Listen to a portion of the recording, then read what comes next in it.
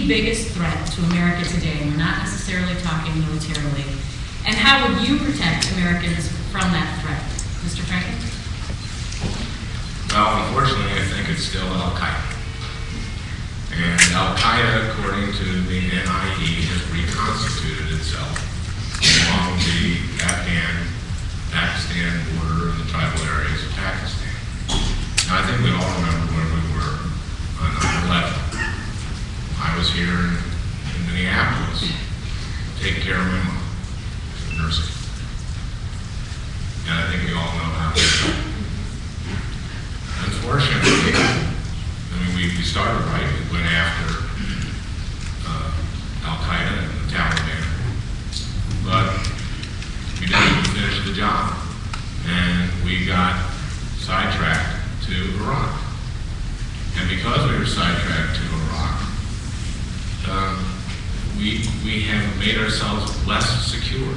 According to National Intelligence Estimate, Iraq has been the biggest recruiter for jihadism around the world.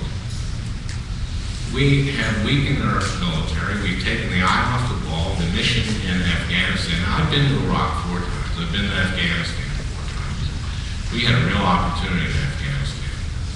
The Afghans hate the Russians. Compared to them, we were great. And we've put ourselves in a terrible situation.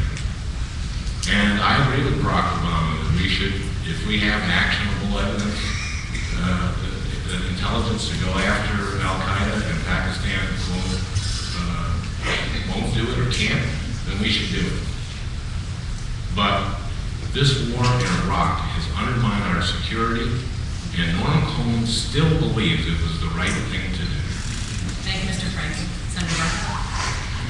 I won't go militarily, I'm going to go internally, what's facing our country. Again, I feel very lonely when I start talking about where we're headed financially in this country, a $10.3 trillion debt. You know, how much more abuse are we going to give to our kids? I call it financial child abuse, what we're doing to future generations. We are the first generation of Americans that are going to leave our country in worse shape than we inherited. But we can change it. I mean, how much more can we do? And 40% of that debt, Norm, was occurred on your watch with the recent moves lately. I mean, I don't get it. Nobody seems to care about this but me. And what would Thomas Jefferson think right now if he knew that the entire economy of this country is now based on the goodwill of China and their ability to buy our bonds?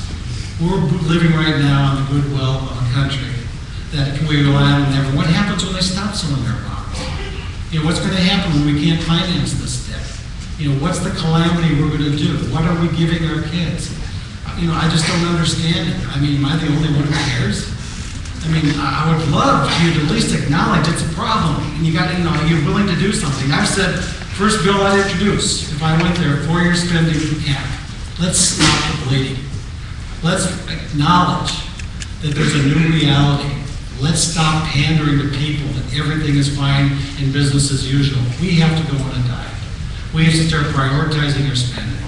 We have to balance this budget in the next 5 years. That will be my goal. And the decisions are not going to be easy, but I'm willing to go there and make those tough decisions. Thanks. Senator Coleman. You look at the challenges that we face today, the challenges that cause the great fear and anxiety that's out there. We've talked about them already. We've talked about health care. We've talked about jobs. Of course, energy independence. Of course, that has the price of gas may be falling. The problem is still very real. And even the bit of partisan debate over Iraq. Al, you and I were in the same place in Iraq. And don't mischaracterize my position. We both were in the same place at the beginning of this war. And all 3 of us, excuse me, Mr. Barkley, so don't mischaracterize my position. But let me say this, the key threat that we face after overcoming this is vitriolic partisan divide that stops us from addressing these issues. If we could come together as Americans, Minnesota was pretty good at this. Figuring a way to work in a bipartisan way, we can deal with the deficit, we can deal with the tough issues. I want to deal with them. But I've learned in my time they can't be my way or the highway. We can deal with energy dependency. We're very, very close on that issue, very close. We should be able to deal with health care. It's not going to be a single-payer, Canadian-style system. This is Franken supported. Very few folks want single-payer health care now. It's not going to be, by the way, just the market. It's going to be folks finding common ground. And if we can overcome the bipartisan divide, we can make a difference. That's what I have done my entire career. That's in public service. That's what I am committed to do. And in the end, we can deal with these very tough issues and not just talk about them and not just debate them. Now, for a shortened rebuttals, Mr. Franken. Okay, I have to do clean up some business here.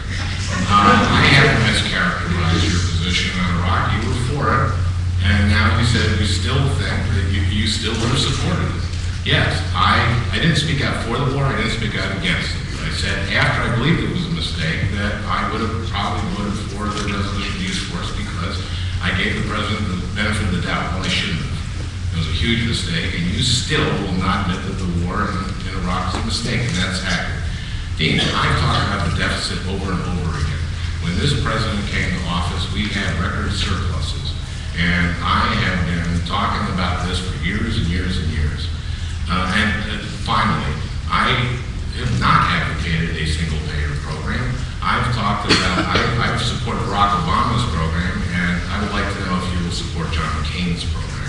Thank you, Mr. Franken. Senator Burns.